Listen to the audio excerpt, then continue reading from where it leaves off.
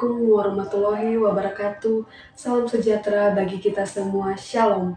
Om Swastiastu, Namo Buddhaya, salam kebajikan. Perkenalkan, nama saya Sylvia Astutinduru, salah satu mahasiswa di Setiapari Semarang, Prodi S1 Pariwisata, dengan NPM 22530112.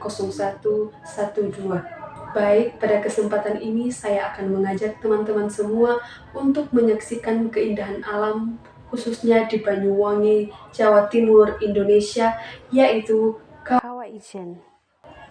Di video kali ini saya akan membuat analisis potensi wisata alam menggunakan metode PESTEL. Dan buat teman-teman semua yang ingin tahu kelanjutannya, tonton terus video ini sampai habis ya. Bye-bye! Hai teman-teman, semoga kita semua dalam keadaan sehat ya. Nah, kali ini saya akan menganalisis potensi wisata alam khususnya di daerah Banyuwangi, Jawa Timur nih. Teman-teman semua, ada yang ingin berkunjung ke sana nggak? Kalau iya, sebelum mengunjunginya, mari menonton video ini sampai habis ya.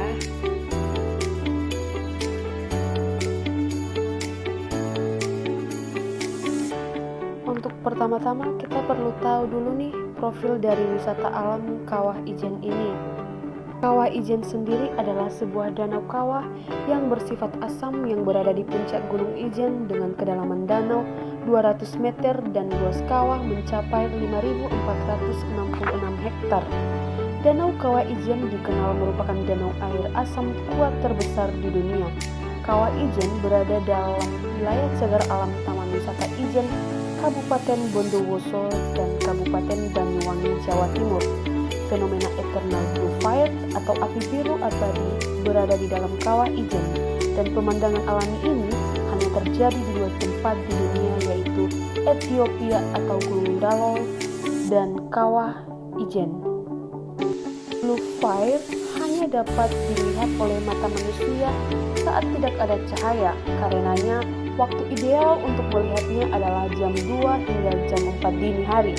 Karena pendakian Gunung Ijen baru dimulai dibuka jam 2 dini hari.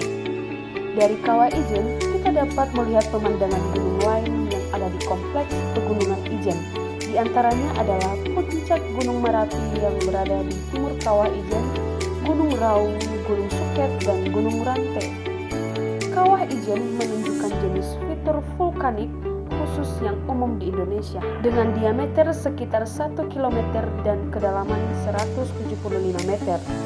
Lantainya ditutupi sepenuhnya oleh danau yang hangat berwarna biru susu yang ditahan oleh bendungan yang dibangun bertahun-tahun yang lalu oleh Belanda untuk menjaga air panas yang syarat mineral dari hujan tanah tanaman di bawahnya. Suhu turun pada malam hari di dekat bibir kawah bisa turun menjadi sekitar 5 derajat Celcius. Jalan tersebut berakhir di Jampit, di mana tersedia tempat berlindung yang sangat mendasar.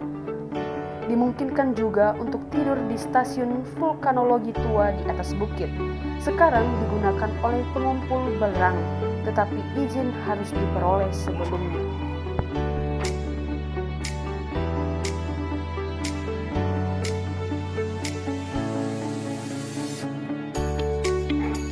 Sekian dari profil Kawah Ijen, saya akan melanjutkan dengan menganalisis potensi wisata alam di Kawah Ijen.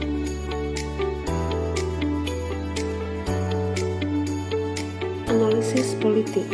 Kawasan hutan pegunungan Ijen ditunjuk sebagai cagar alam berdasarkan surat keputusan Gubernur Jenderal Hindia Belanda nomor 46 tanggal 9 Oktober 1920 STBL nomor 736 dengan luas 2.560 ha.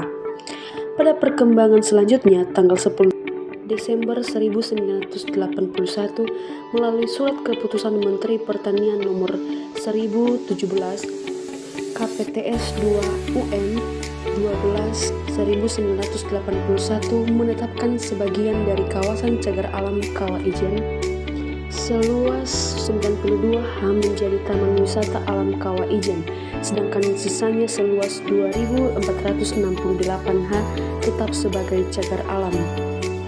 Kewenangan pengelolaan TWAKI dilaksanakan oleh Balai Besar KSDA Jawa Timur di bawah dari Kementerian Lingkungan Hidup.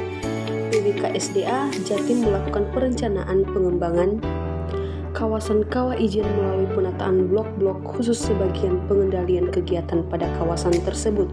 Berdasarkan PP nomor 50 tahun 2011 terkait Rencana Induk Pembangunan Kepariwisataan Nasional atau RIPPARNAS tahun 2010 sampai 2025, izin ditetapkan sebagai kawasan strategis pariwisata nasional oleh Kementerian Pariwisata.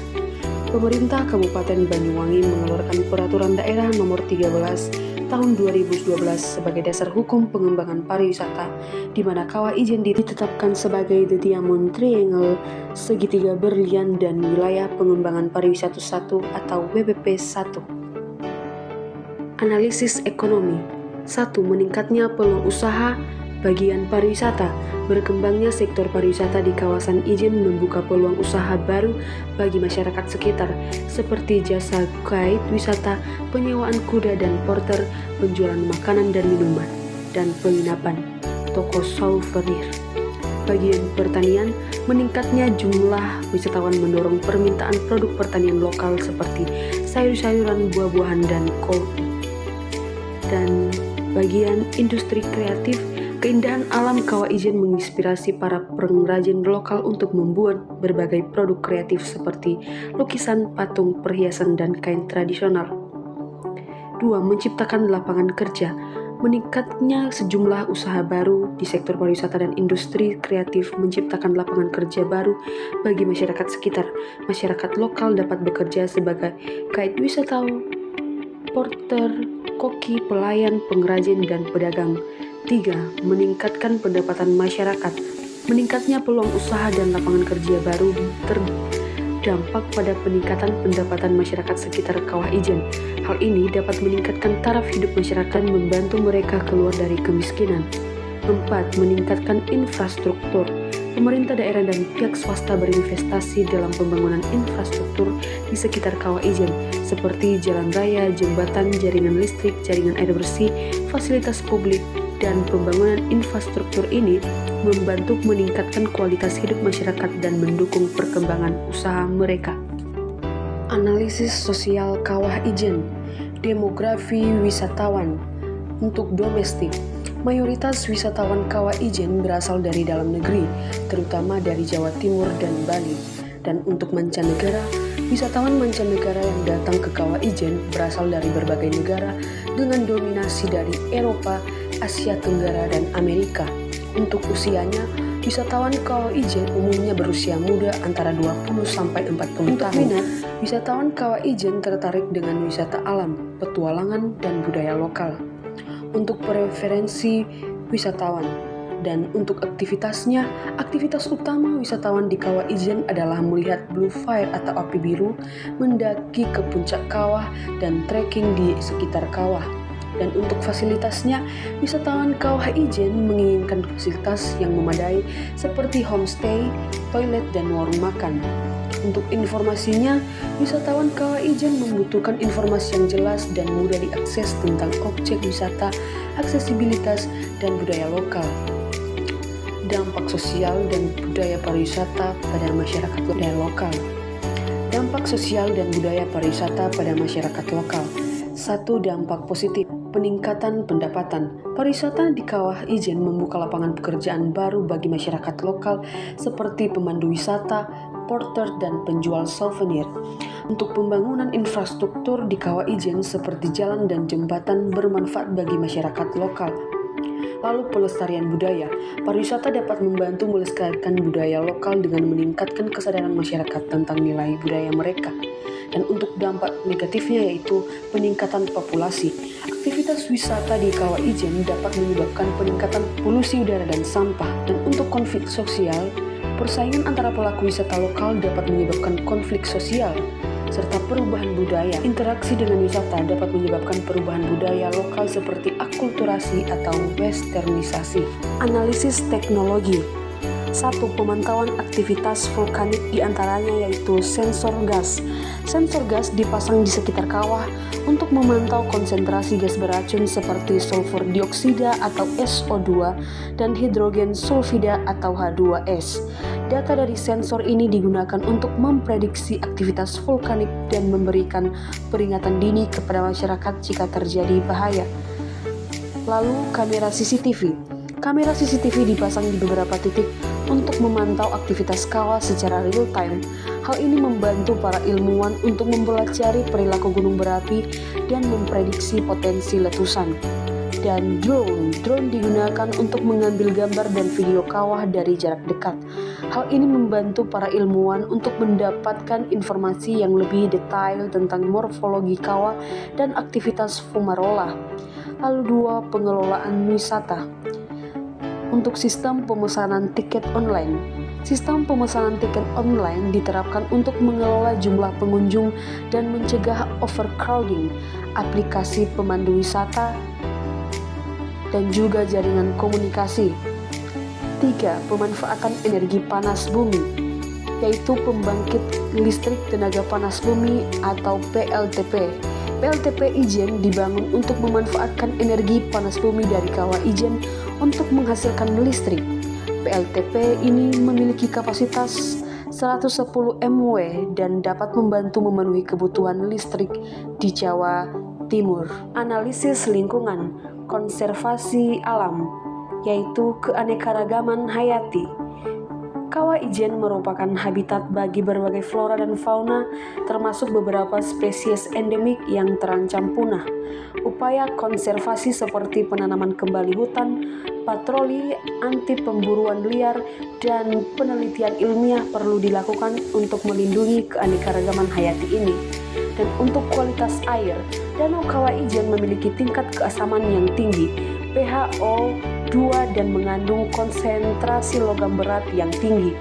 Pengelolaan air yang berkelanjutan seperti pengelolaan limbah dan pemantauan kualitas air sangat penting untuk menjaga kelestarian danau dan mencegah pencemaran.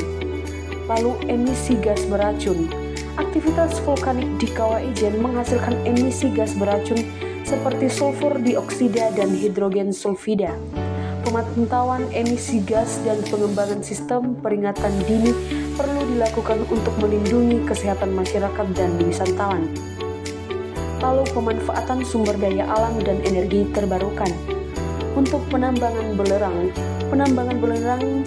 tradisional di Kawah Ijen memiliki dampak lingkungan dan sosial. Perlu dilakukan transisi ke metode penambangan yang lebih ramah lingkungan dan berkelanjutan, serta peningkatan kesejahteraan para penambang. Lalu energi panas bumi. Potensi energi panas bumi di Kawah Ijen dapat dimanfaatkan sebagai sumber energi terbarukan yang bersih dan berkelanjutan. Pengembangan pembangkit listrik tenaga panas bumi PLTP perlu dilakukan dengan mempertimbangkan dampak lingkungan dan sosial. Lalu ekowisata. Kawah Ijen menjadi daya tarik wisata yang populer. Pengembangan ekowisata yang bertanggung jawab dan berkelanjutan perlu dilakukan untuk meminimalkan dampak negatif terhadap lingkungan seperti pencemaran dan kerusakan habitat. Lalu kesadaran wisatawan. Pendidikan lingkungan, meningkatkan kesadaran wisata tentang pentingnya menjaga kelestarian lingkungan Kawah Ijen melalui edukasi dan kampanye. Lalu peraturan dan sanksi, menerapkan peraturan dan sanksi yang tegas untuk mencegah wisatawan melakukan tindakan yang merusak lingkungan seperti membuang sampah sembarangan atau memetik tanaman. Lalu selanjutnya partisipasi wisatawan, mendorong partisipasi wisatawan dalam upaya pelestarian lingkungan seperti menanam pohon atau membersihkan sampah. Analisis hukum. Analisis hukum di Kawah Ijen cukup kompleks dan melibatkan berbagai aspek, mulai dari pengelolaan kawasan, perlindungan lingkungan, hingga hak-hak masyarakat lokal. Berikut beberapa poin pentingnya yaitu 1. Status kawasan. Kawah Ijen terletak di dalam Taman Nasional Gunung Ijen yang dikelola oleh Balai Besar Taman Nasional Bromo Tengger Semeru atau TNBTS. Lalu penetapan status taman nasional ini membawa konsekuensi hukum, diantaranya zonasi. Kawasan dibagi menjadi zona inti, zona pemanfaatan, dan zona lainnya. Lalu pengelolaan. Balai Besar TNBTS memiliki kewenangan untuk mengatur kegiatan di dalam kawasan, termasuk pemberian izin wisata dan penelitian. Untuk perlindungan, flora dan fauna di kawasan taman nasional dilindungi oleh undang-undang. Selanjutnya, kegiatan penambangan belerang. Untuk penambangan belerang tradisional di Kawah Ijen telah berlangsung selama berabad-abad dan menjadi sumber pendapatan bagi masyarakat lokal. Namun kegiatan penambangan ini menimbulkan dampak lingkungan seperti pencemaran udara dan air. Untuk peraturan perundang-undang yang mengatur kegiatan penambangan di kawasan Taman Nasional masih belum jelas dan belum ditegakkan secara konsisten. Hal ini menimbulkan konflik antara kepentingan ekonomi masyarakat lokal dengan upaya pelestarian lingkungan. Dan wisata Kawah Ijen. Kawah Ijen menjadi destinasi wisata yang populer, terutama untuk melihat fenomena Blue Fire. Peningkatan jumlah wisatawan membawa dampak positif seperti peningkatan pendapatan bagi masyarakat lokal dan pengembangan infrastruktur. Namun, peningkatan wisata juga menimbulkan dampak negatif seperti kerusakan lingkungan, sampah, dan kemacetan. Perlu pengaturan yang lebih ketat untuk memastikan wisata di Kawah Ijen berkelanjutan dan bertanggung jawab. Untuk hak-hak masyarakat lokal yang tinggal di sekitar Kawah Ijen memiliki hak untuk mendapatkan manfaat dari pengelolaan kawasan Taman Nasional. Hak-hak ini termasuk hak atas akses, hak atas informasi, hak untuk berpartisipasi, dan hak untuk mendapatkan kompensasi. Penting untuk memastikan bahwa hak-hak masyarakat lokal dihormati dan diakomodasi dalam pengelolaan Kawah Ijen. Lalu, analisis hukum di Kawah Ijen menunjukkan bahwa terdapat banyak aspek hukum yang perlu dipertimbangkan untuk pengelolaan kawasan yang efektif dan berkelanjutan. Diperlukan pendekatan yang komprehensif yang melibatkan berbagai pemangku kepentingan, termasuk pemerintah, masyarakat lokal, dan pelaku usaha. Baik, sekian dari analisis saya tentang potensi wisata alam menggunakan metode pastel. Jika ada kesalahan dalam tutur kata, pengucapan, dan pengambilan informasi, saya mohon maaf. Akhir kata saya ucapkan terima kasih.